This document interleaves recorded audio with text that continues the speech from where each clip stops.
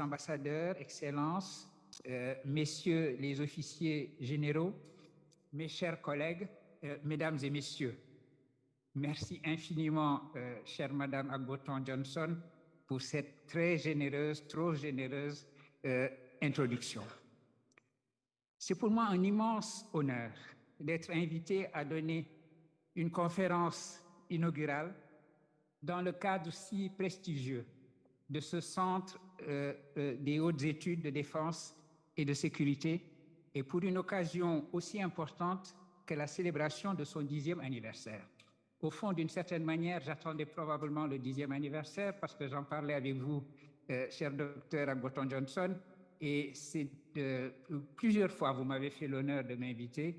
Il s'est trouvé qu'à chaque fois, un empêchement de dernière minute m'a empêché de répondre favorablement à votre invitation. Et c'est seulement maintenant que, d'une certaine manière, les étoiles se sont alignées.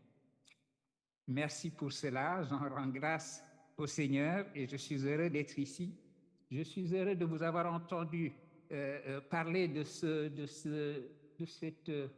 tableau mural qui, en effet, se trouve en face, dans une école où mes enfants et mes neveux et nièces sont allés maintenant, et j'ai une petite nièce de 3 ans qui, à chaque fois, salue son tonton en passant devant cette peinture murale. Alors, merci infiniment de l'avoir mentionné.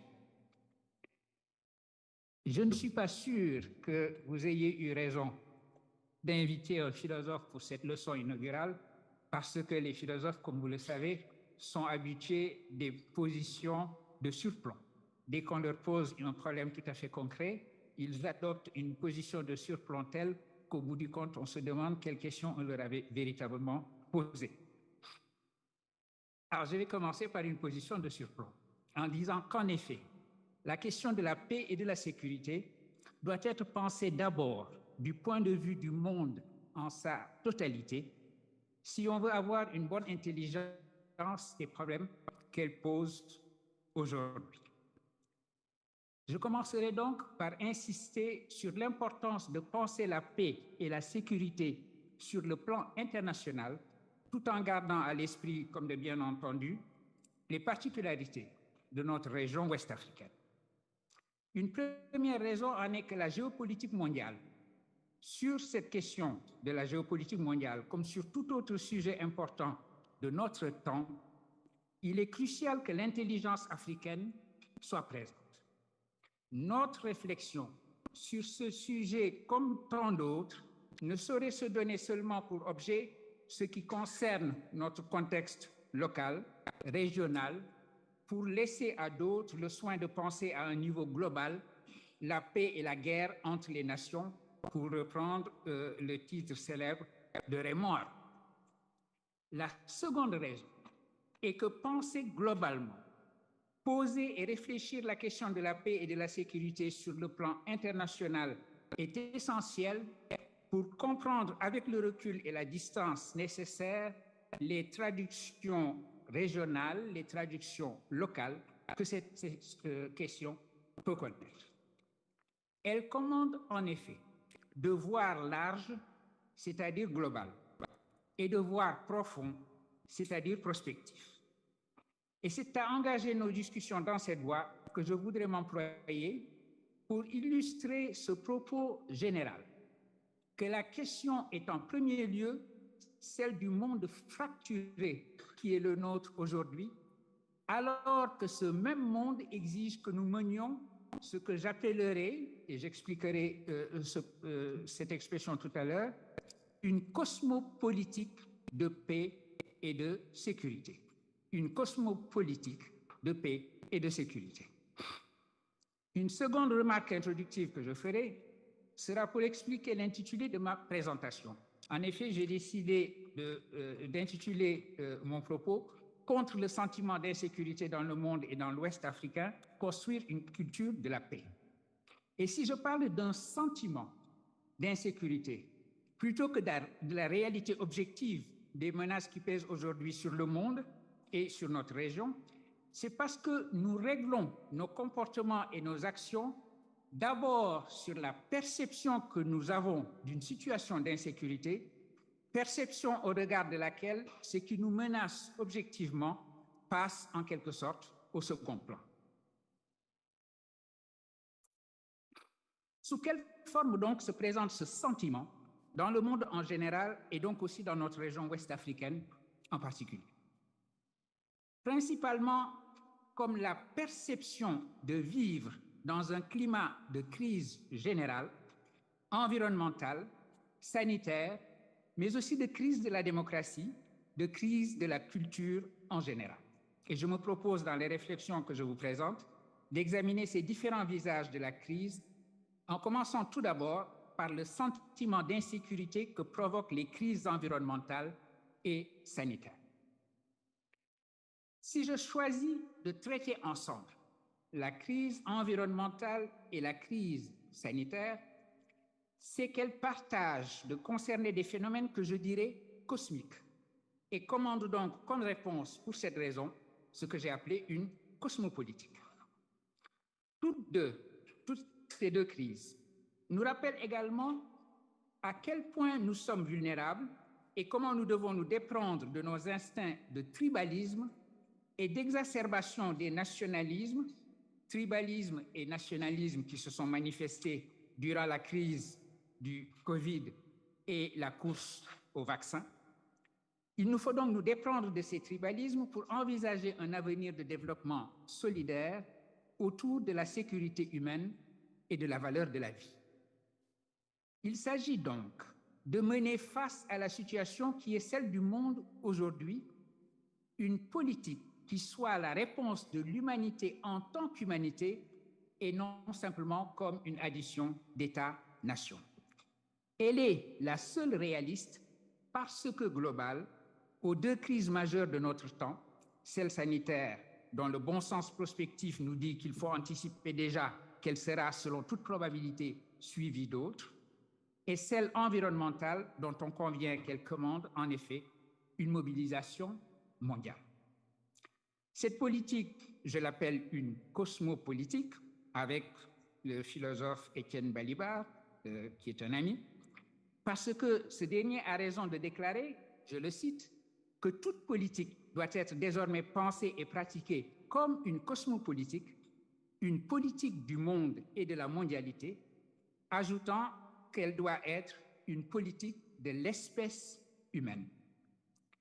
Cela veut dire que l'espèce humaine a désormais, en tant qu'espèce, la responsabilité de se penser et d'agir comme agent politique parce qu'elle est devenue aujourd'hui une force géologique de destruction au même titre que celle qui avait mis fin à l'existence des dinosaures. On ne mesure pas assez, lorsqu'on réfléchit à la sécurité collective, à la sécurité mondiale, à ce fait qu'en effet, pour la première fois dans l'histoire de la Terre, c'est pratiquement l'histoire géologique de la formation de la Terre, l'espèce humaine, l'hominisation qui est apparue sur Terre, est devenue maintenant une force géologique. C'est la première fois. Ça veut dire que nous avons, nous, la possibilité en tant qu'espèce de détruire notre planète et de nous détruire nous-mêmes. Nous avons donc le même rôle, la même efficacité, si je puis utiliser ce mot, possible que celle des forces géologiques qui ont fait disparaître les dinosaures. Prendre conscience de cela nous oblige à penser une chose que la juxtaposition de nos États-nations ne nous habitue pas à penser, c'est-à-dire à l'humanité en tant que telle et comme agent politique en tant que telle. Nous sommes les agents de notre propre insécurité sur ce plan-là.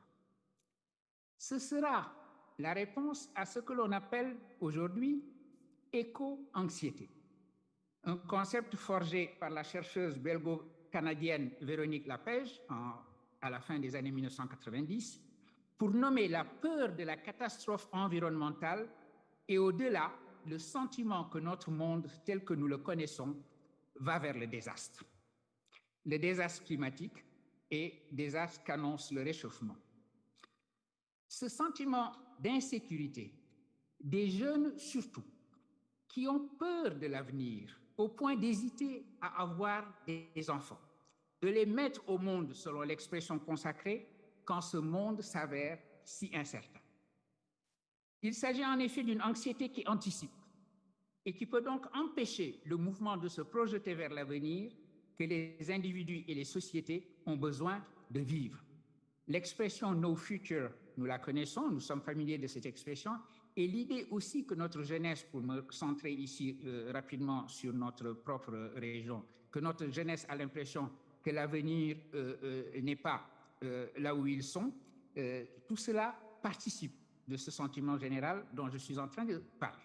Mais essayons de le mesurer, ce sentiment. Les chiffres mesurent l'ampleur de ce sentiment. Une étude importante a été ainsi menée en 2021 par une équipe internationale de chercheurs dans 10 pays, dont le Nigeria, donc à travers qui notre Ouest africain est directement concerné. Des milliers de jeunes ont ainsi répondu à l'enquête. L'article collectif qui en est résulté sous la direction des professeurs Elizabeth Marks et Caroline Hickman de l'Université de Bath en Angleterre a pour titre Young People's Voices on Climate Anxiety, Government Betrayal and Moral Injury, a Global Phenomenon. La voix des jeunes sur l'angoisse climatique, la trahison des gouvernements et la blessure morale qui en résulte, un phénomène mondial. Cet article très important a été posté par The Lancet et donc il est disponible sur l'Internet pour ceux qui souhaitent le consulter. Je cite ici quelques-uns des chiffres donnés dans l'étude qui montrent que le Nigeria, puisque c'est lui qui nous représente dans cette étude, est tout à fait comparable aux autres 9 pays que sont le Royaume-Uni, la Finlande, la France, les États-Unis, l'Australie, le Portugal, le Brésil, l'Inde et les Philippines. Donc les 10 pays qui ont fait l'objet de cette étude. Ainsi, quand au total, 83% de l'ensemble des jeunes qui ont été interrogés estiment que l'on a échoué à prendre soin de la planète, 76% des Nigérians partagent cet avis. À titre indicatif et à titre de comparaison, les jeunes français sont 77%. En fait, le chiffre global est de 83% parce qu'il est tiré vers le haut par le Brésil avec 92%.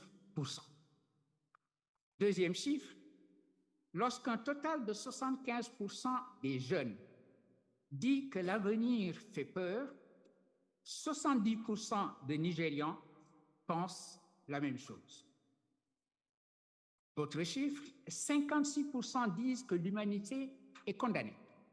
Et les Nigérians sont 42% dans ce cas.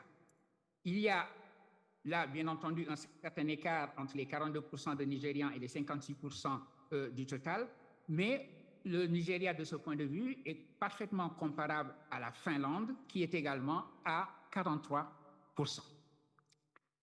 Sur un total de 52% qui pensent que la famille est menacée, 55% de Nigérians opinent dans le même sens. Un total de 39%, qui est énorme, un total de 39% de jeunes hésitent à avoir des enfants. Là, il y a 23% de Nigérians. Évidemment, on peut noter une différence significative entre ces 23% et la moyenne de 39%, qui est tout à fait explicable. Le rapport au fait de fonder une famille perçu comme une fin à viser n'est évidemment pas le même selon qu'on est dans une région africaine, ouest-africaine ou dans le reste du monde. Mais cela étant dit, dire que plus d'un cinquième des jeunes Nigérians envisagent la possibilité de ne pas avoir d'enfants à cause de l'éco-anxiété, c'est tout de même déjà un chiffre important et tout à fait significatif. Le changement climatique en lui-même est une menace évidemment pour la sécurité humaine et l'éco-anxiété qu'il produit ajoute de l'insécurité à l'insécurité, en inhibant la volonté de se donner un avenir et en se transformant facilement, selon un mécanisme psychologique qui peut se comprendre, en colère.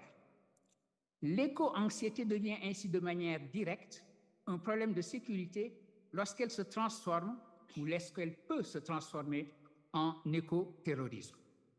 Voilà encore un de ces néologismes de notre temps qui est à penser pour caractériser une forme nouvelle de terrorisme venue s'ajouter au terrorisme traditionnel ou classique, politique et religieux. Certains observateurs, d'ailleurs, estiment même que ce terrorisme-là sera l'une des formes dominantes de terrorisme dans un futur proche. Des chiffres de l'étude Young People's Voices on Climate Anxiety mesurent la colère qui peut expliquer le passage de l'éco-anxiété à l'écoterrorisme, même s'il n'a rien de mécanique et de fatal. Je reprends une autre série de chiffres. 3. Quand un total de 65% des enquêtés disent que les gouvernements ont échoué à s'occuper des jeunes, ils sont 64% de Nigérians. Un total de 64% disent que les gouvernements mentent à propos de l'impact de leurs actions, et ce nombre est comparable à celui de 66% de Nigérians. 58% du total disent que les gouvernements trahissent les générations qui viennent. 55% des Nigérians sont de cet avis. Que nous disent ces chiffres et pourquoi est-ce que je les partage à partir de cet article de Lancet? Ils mesurent le fossé entre les générations et entre les jeunes et la représentation politique. Ils indiquent une source potentielle de violence et la possibilité d'un passage de la protestation au terrorisme. Le gouvernement français a cru devoir prévenir d'ailleurs récemment un tel passage en interdisant l'association Soulèvement de la Terre. Mais une telle réponse ne risque-t-elle pas de conduire à une plus grande radicalisation? C'est la question que l'on peut poser. Jusqu'à quel point sommes-nous concernés? Parce qu'après tout, on pourrait se dire, oui, mais ça, ce sont des concepts qui valent peut-être pour le monde dans sa totalité, mais qu'en est-il de nous ici en Afrique de l'Ouest? C'est la raison pour laquelle il était important de prêter attention aux chiffres du Nigeria. Nous n'avons pas le même genre d'enquête, nous n'avons pas le même genre de mesures, mais on peut, d'une certaine manière, se comparer au Nigeria. En tout cas, c'est notre représentant ouest-africain dans cette enquête. Et de toute façon, nous vivons tous dans le même monde, encore une fois, que nous devons penser depuis notre propre perspective. Le sentiment de la trahison, puisque c'était le mot qui était employé, le sentiment de la trahison des gouvernements existe aujourd'hui partout dans le monde et se traduit aussi bien en une désaffiliation politique, dont l'abstention aux élections est la manifestation la plus visible, qu'en une adhésion à un discours qui voue aux gémonies tout ce qui est représentation politique et normes établies, un terreau donc pour la violence comme mode d'expression. On n'en est pas au terrorisme écologique, certes. On notera toutefois que les protestations au nom de la protection des ressources et de la sauvegarde de l'environnement existent déjà dans notre région. Babacar Saneba, dans la réflexion qu'il consacre aux défis sécuritaires et environnementaux liés à la production du pétrole et du gaz au Sénégal, c'est le titre de son article publié dans le 3e volume des cahiers du CHEDS, que j'ai découvert avec un immense plaisir comme une source de réflexion absolument fabuleuse. Cet article, donc, invite fort justement à prendre en considération ce qu'il appelle un activisme écologique qui pourrait prendre de l'ampleur du type de celui de l'organisation internationale Greenpeace ou celui qui existe déjà dans la région du Delta au Nigeria. De manière générale, nous ne pouvons manquer d'anticiper les effets à moyen et long terme de l'éco-anxiété, d'en faire une composante de notre politique et d'en tenir compte dans notre réflexion sur la paix et la sécurité dans notre pays. L'éco-anxiété prend des formes spécifiques dans une Afrique de l'Ouest classée comme une région de grande fragilité, surtout dans sa partie sahélienne, et qui a le triste privilège de comporter des États qui sont parmi les plus pauvres au monde. Le changement climatique y signifie surtout une désertification qui ne fait qu'aggraver la pression sur les ressources, se traduire par des vagues migratoires, exacerber des tensions intercommunautaires que l'on voit s'intensifier en raison directe des violences exercées par le terrorisme qui sévit dans le Sahel, mais aussi des exactions auxquelles peuvent conduire des actions antiterroristes aveugles. Les réponses à la question de la dégradation de l'environnement et au climat d'insécurité générale auquel celle-ci contribue sont nombreuses.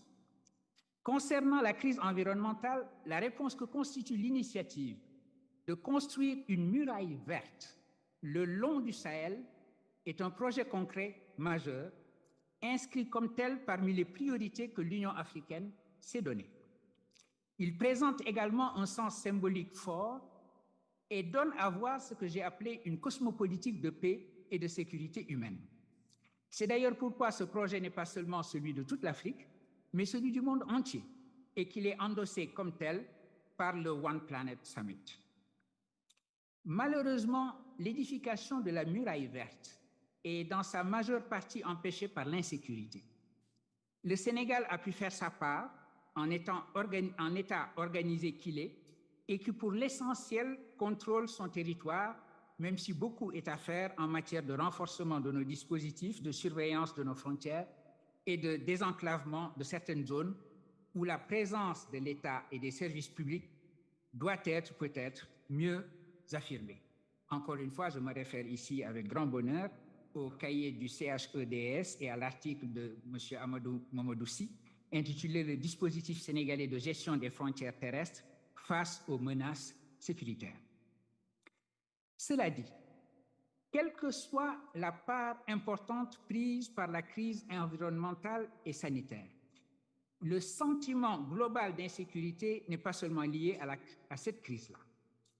Il est aussi bien cause et conséquence tout à la fois de la perception que nous avons de vivre dans un monde profondément fracturé sur les plans géopolitiques, politiques et culturels.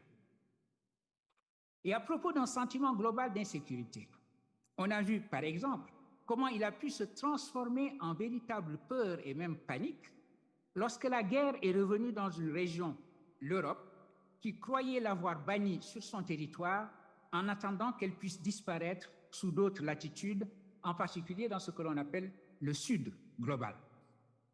Cette croyance en la fin de la guerre en Europe exprimait l'illusion lyrique qui a suivi la chute du mur de Berlin en 1989, lorsque l'idée que la fin de l'histoire était arrivée et que le monde s'acheminait vers une universalisation de la démocratie libérale qui allait signifier la réalisation de ce projet de paix perpétuelle dont le philosophe Emmanuel Kant avait indiqué en 1795 la promesse.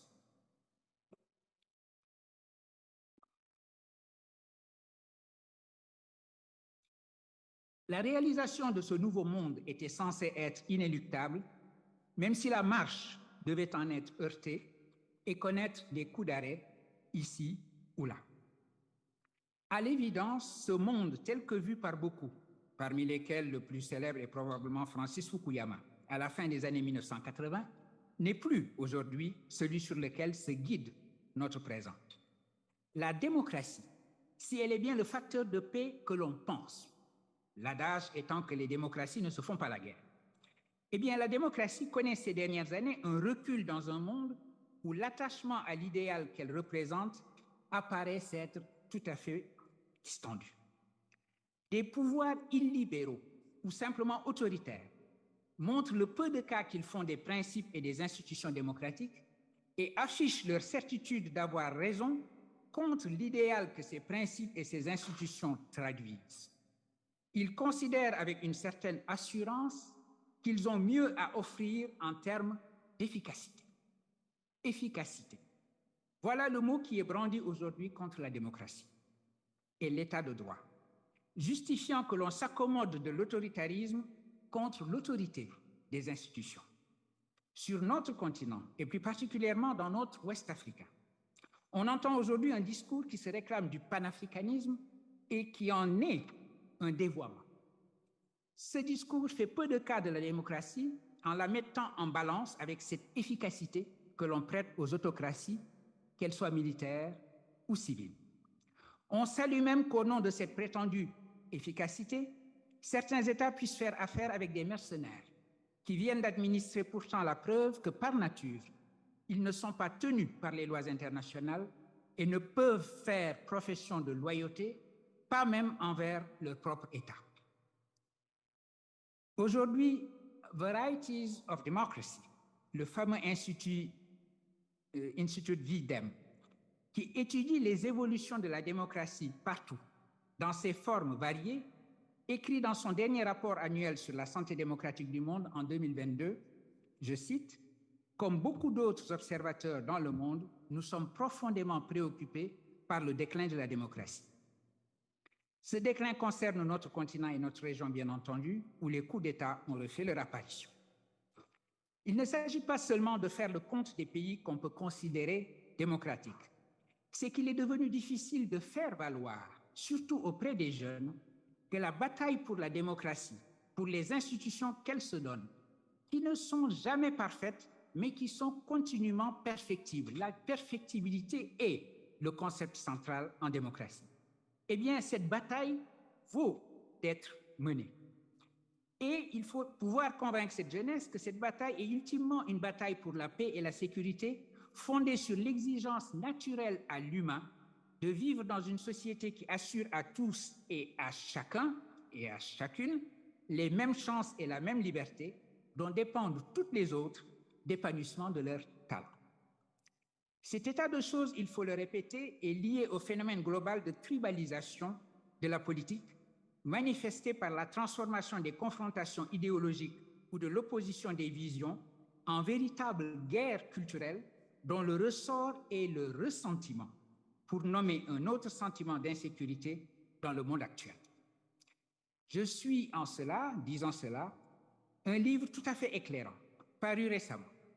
Il s'agit de l'ouvrage de la philosophe et psychanalyste Cynthia Fleury, intitulé « Si la mère, guérir du ressentiment », publié à la fin de l'année 2020. Il a été tout de suite traduit en novembre 2022 en anglo-américain. C'est d'ailleurs sous sa forme de manuscrit de la version en anglais que j'ai moi-même découvert ce livre lorsque l'éditeur américain Wiley m'a demandé d'écrire pour le public anglophone une note de présentation pour la 4e de couverture. Dans cette note, je dis ceci, je me permets de me citer. Face aux crises politiques qui n'épargnent aucune région du monde aujourd'hui, nous ne pouvons plus ignorer que la démocratie est mortelle et très malade. Il est essentiel de comprendre pourquoi et ce qu'il faut faire. C'est pourquoi il est urgent de se plonger dans la démonstration lumineuse de ce livre qui montre que la maladie a un nom, le ressentiment, et d'explorer les pistes philosophiques et psychologiques de guérison que son auteur ouvre. On fera d'abord cette remarque que c'est un signe des temps que nous vivons qu'une catégorie psychologique, comme le ressentiment, puisse être pensée comme une clé pour comprendre les ressorts du débat politique. On ne parle plus de classe, on ne parle plus d'intérêt de classe, mais effectivement de certaines catégories psychologiques, et ceci est une caractéristique de notre temps. On fera une seconde remarque pour préciser qu'il ne s'agit pas, dans l'analyse du ressentiment comme ressort du politique, de dire par exemple que les confrontations entre gauche et droite telles qu'on les vivait traditionnellement par le passé n'opposaient pas des orientations qui pouvaient être radicalement différentes et manifester des valeurs contraires. Mais il s'agit de faire le constat que le ressentiment, cette passion triste, comme disent les philosophes, n'ouvre pas vers l'avenir, mais est continuellement dans la rumination. Et c'est en cela qu'il constitue un poison pour la démocratie. La thèse de Cynthia Fleury est que la plus grande menace aujourd'hui contre la démocratie est ce qui la corrode de l'intérieur. Cela n'a rien à voir avec la colère sociale qui, quelque violente qu'elle soit, trouve ou doit trouver une manifestation et une expression politique articulée dans le cadre des institutions de l'État de droit. Cela a tout à voir, en revanche, avec le ressentiment. Celui-ci est au fondement de la tribalisation de la politique que je viens d'évoquer et permet de comprendre comment le vote lui-même, fondement de la démocratie, peut être retourné contre les valeurs démocratiques. On a vu cela dans des pays de tradition de vieille démocratie.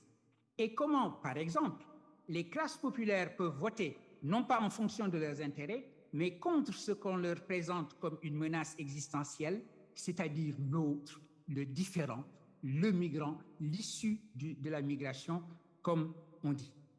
Et pour les pouvoirs autoritaires, ce qu'Achille Mbembe a appelé une politique de l'inimitié est le moyen tout trouvé de souder autour d'eux l'adhésion populaire. Le ressentiment est ainsi la mamelle des populismes et la mère de beaucoup de dangers. On peut voir en ce sentiment la raison pour laquelle le conflit aujourd'hui prend de plus en plus la forme de guerre culturelle. On peut dès lors décrire la fragmentation du monde comme une sorte d'apartheid généralisé sur le plan mondial lorsqu'on prête attention à la signification de ce mot et du régime qu'il a illustré, qui est que les cultures humaines doivent être protégées les unes des autres. C'est le discours que tiennent aujourd'hui des ethno-nationalismes dont la multiplication est aussi un aspect du déclin démocratique.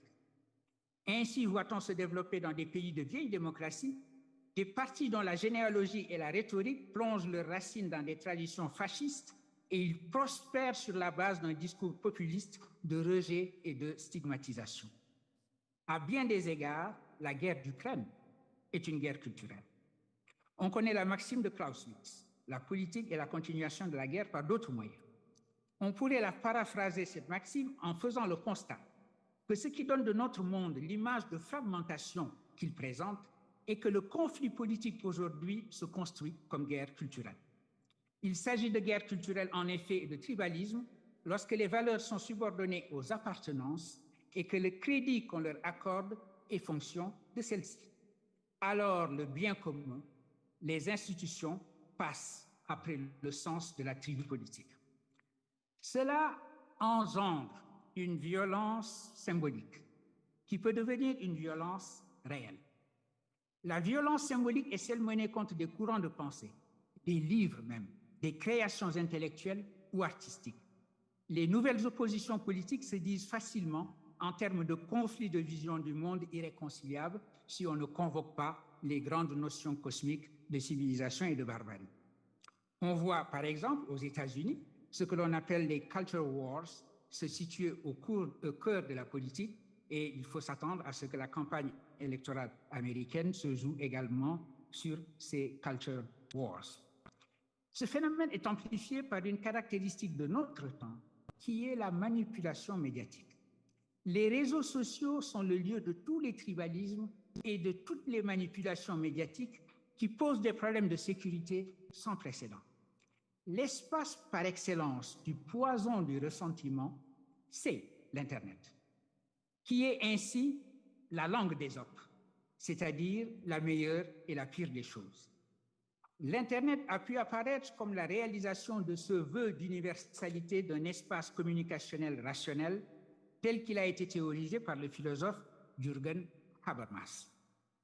Qu'il soit rationnel dans cette expression, voulant dire que si échange de vrais arguments et qu'on puisse être en désaccord tout en partageant un langage commun et en accordant les mêmes significations aux mêmes mots. Nous avons là la définition même du dialogue qui repose sur la capacité que l'on aurait de décentrement et d'écoute. Autrement dit, c'était cela, la promesse de l'Internet. L'idée que l'Internet pouvait être la matérialisation d'un espace public qui ne serait plus simplement un espace public national enfermé dans les frontières d'un État-nation, mais un véritable espace public qui donnerait une réalité physique à l'idée de communauté internationale. Et c'était le rêve philosophique qui semblait se réaliser d'un espace où des arguments pourraient s'échanger à la condition, bien évidemment, qu'on soit capable de se décentrer, c'est-à-dire, comme on dit en anglais, de se mettre dans les chaussures de quelqu'un d'autre, de se mettre à la place de quelqu'un d'autre.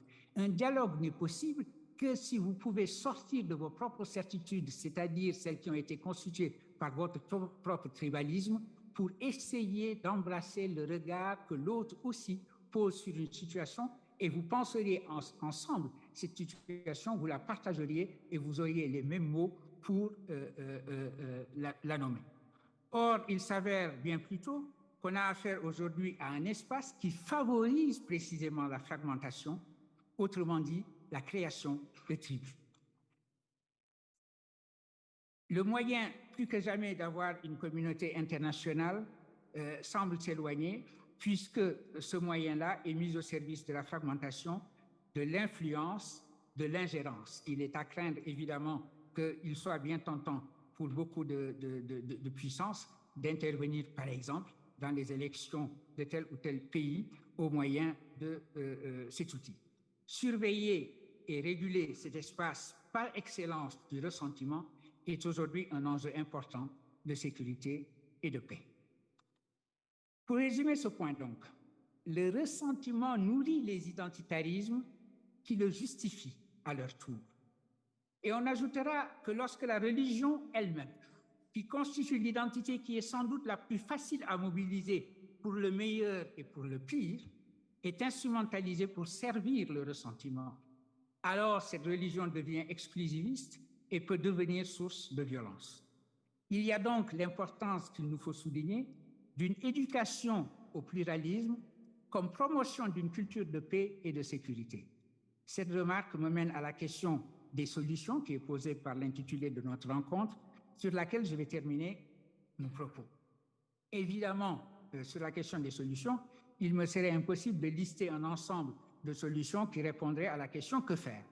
La sécurité humaine, monsieur le directeur l'a rappelé tout à l'heure, et c'était également le langage de monsieur le ministre, cette sécurité humaine est plus protéiforme, elle est multiforme, et multiforme également sont les actions qu'elle commande, qui peuvent viser le court ou le moyen terme. Évidemment, à court terme, l'urgence des menaces qui ont nom terrorisme djihadiste, trafic illicite transnationaux de drogue ou de personnes, impose des réponses sécuritaires, donc militaires, pour l'essentiel. Je crois qu'on ne peut pas dire les choses autrement. Je ne dirai rien dans ce domaine qui n'est pas de ma compétence. Mais en même temps, on voit bien que la nature des choses demande qu'un travail d'éducation soit mené qui puisse installer et consolider une culture civique sur laquelle seul repose le nécessaire respect des institutions et des normes démocratiques, et au-delà, une culture de la paix. On rappellera à ce propos la forte devise de l'UNESCO, qu'il ne faut jamais se lasser de répéter: les guerres prenant naissance dans l'esprit des hommes, c'est dans l'esprit des hommes que doivent être édifiées les défenses de la paix. Ces défenses s'édifieront d'autant plus solidement qu'elles établiront leur fondation dans les ressources culturelles et spirituelles qu'offre la région. Disant cela, j'ai à l'esprit les recherches actuelles sur la paix et la sécurité qui sont attentives à des leçons de tolérance, de pluralisme et de pacifisme que portent des traditions et des textes écrits ou oraux issus de toutes les régions de la Terre et qui appellent l'humain à sa propre humanité. J'ai cité là la notice de présentation que j'ai récemment écrite pour un livre important, coordonné par 3 spécialistes de sciences politiques et de relations internationales, Delphine Alès, Sonia Le Gouriellec et Mélissa Levaillant, et réunissant les contributions de 25 auteurs et autrices du monde entier, dont 6 consacrés à l'Afrique de l'Ouest. Le livre, paru en 2023, il y a juste quelques semaines, dirais-je, est intitulé « Paix et sécurité, une anthologie décentrée ». Il s'inscrit dans le courant de pensée qui s'est développé ces 20 dernières années dans les relations internationales, marquant un tournant important dans celle-ci. Ce tournant étant, selon les termes du livre, celui d'un décentrement et de la fin d'une lecture qui serait majoritairement transatlantique de l'ordre mondial. C'est ainsi, par exemple, qu'est analysé le concept et la tradition bantoue Ubuntu, selon lequel, lorsque l'ordre au sein d'une communauté a été perturbé, par exemple par un conflit, un effort collectif est nécessaire pour le restaurer. Tout le monde est ainsi responsable du collectif, non par devoir, mais parce que les membres de la société sont inséparablement connectés. Une injustice envers l'un de ses membres entraînant donc des conséquences pour tous. Tout à l'heure, en entrant dans la pièce, je discutais très rapidement de la signification de ce concept avec le général Fall. Pour ce qui est de notre Ouest africain, on peut citer la quête de paix sociale et d'inclusivité telle qu'elle se donne à lire dans la charte dite du Kurukan Fuga, l'article auquel je pense est de notre collègue Niagalé Bakayoko, spécialiste des sciences politiques et présidente de l'African Security Social Sector Network, African Security Sector Network. Ou encore le MVET et l'importance pour la culture de paix qu'il accorde aux relations interpersonnelles et à la construction de récits collectifs communs. Cet article sur le MVET dans le livre est dû au philosophe Bonaventure Mveondo. Je ne vais pas entrer dans le détail de ces analyses qui, de manière générale, partagent d'insister sur la nécessité d'établir aussi une culture de la paix sur une lecture et une mobilisation contemporaine des ressources que portent les traditions culturelles, intellectuelles et spirituelles de la région. Il faut en effet établir contre la fracture, la fragmentation dont j'ai parlé, particulièrement la fracture entre les générations, la relation des communautés à leur propre histoire intellectuelle et spirituelle en matière de culture de la paix. Je crois en effet que ce que j'ai appelé crise culturelle est une crise de la transmission. Et une crise de la transmission, c'est précisément le creusement de ce fossé entre les générations ou bien entre les jeunes et l'idée même de représentation politique.